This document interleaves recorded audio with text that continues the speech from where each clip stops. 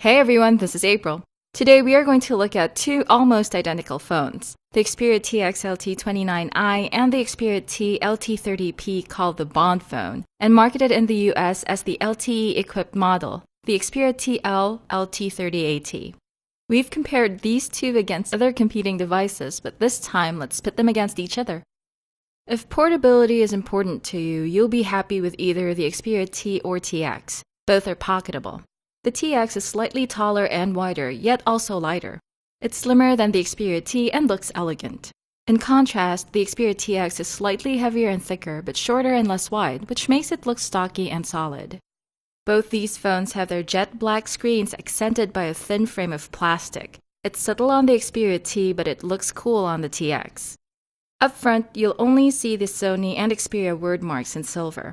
You won't find any physical buttons on both phones since both rely on virtual keys.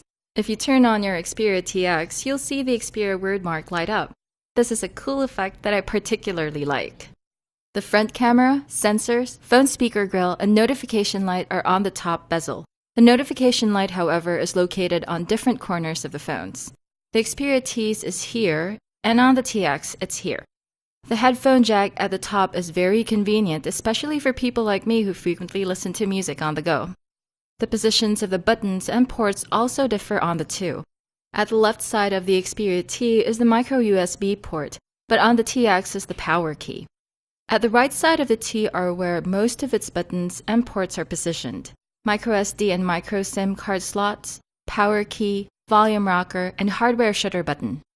On the same side on the Xperia TX are its micro USB port, volume rocker, and dedicated shutter button. At the bottom side of both phones is a small hole for the microphone.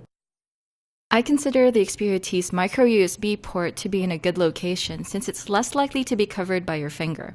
However, I'm not very fond of how the buttons are placed on both Xperia phones. They look very busy to me.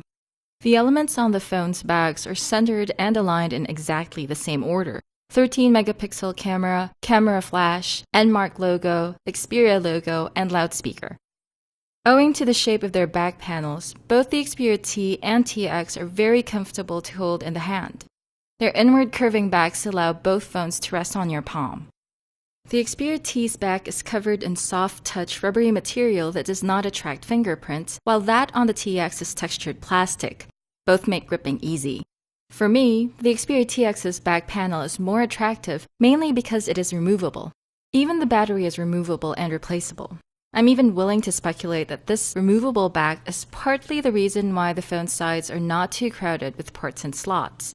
The microSD and micro SIM card slots are right here under the back cover.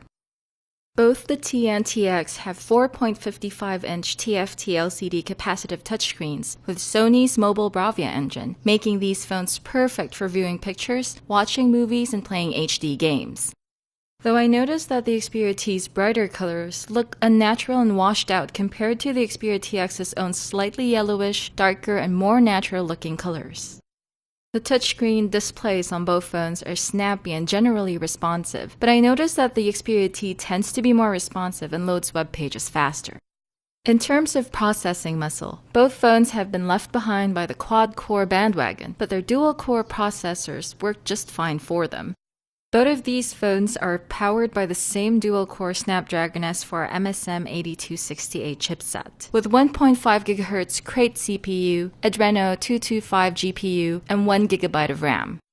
For storage, either phone has only 16 GB of inbuilt storage, but thanks to microSD card slots, each one can accept up to 32 GB more storage, bringing total storage to 48 GB on each phone. Both phones come with NFC, DLNA, Bluetooth, and Wi-Fi. Unfortunately, neither supports 4G LTE, but AT&T's variant of the Xperia T, the Xperia TL LT30at, does. Nowadays, many devices come with or have been upgraded to Android 4.1 or even Android 4.2, but both the Xperia T and the Xperia TX are still on Android 4.0.4 ice cream sandwich topped with Sony's Timescape UI. According to Sony, both phones will be getting Jelly Bean in early 2013. Since they both run the same operating system and UI, these two phones have the same basic features, from the lock screen to the notification menu, app drawer, and security features. The Xperia T, however, comes with playbooks, Play Movies, Music Unlimited, and Video Unlimited pre-installed. Despite the earlier Android version and the dual-core processing, I was surprised to see these two phones play 1080p Full HD videos without as much as a fleeting stutter, much less a momentary choke. As for audio, listening is a joy on either phone. Between the two, I find the Xperia T more capable of louder and crisper audio. Both come with Sony's Walkman app, and tagging along with it are equalizer presets, a 5-band equalizer, clear bass, and X-Loud functionality. So yeah, multimedia playback is extremely pleasurable on these two phones. Both phones have 13-megapixel back cameras blessed with Sony Xmore-R sensors and hardware shutter buttons.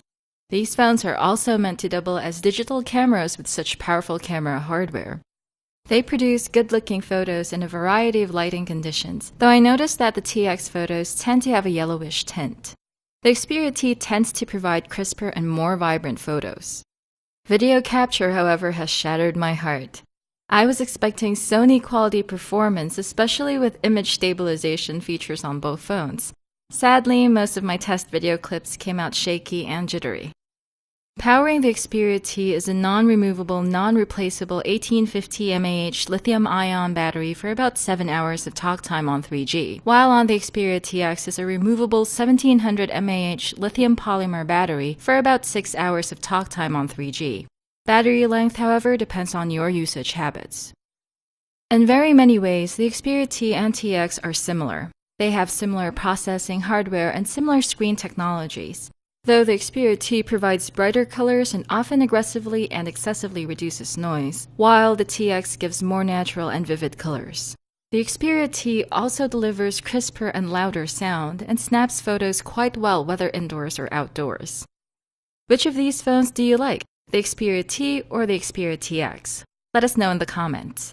Get more Android news and reviews from AndroidAuthority.com and our YouTube channel. Thanks again for watching. This is April. Until next time, may the light side of the Android force be with you.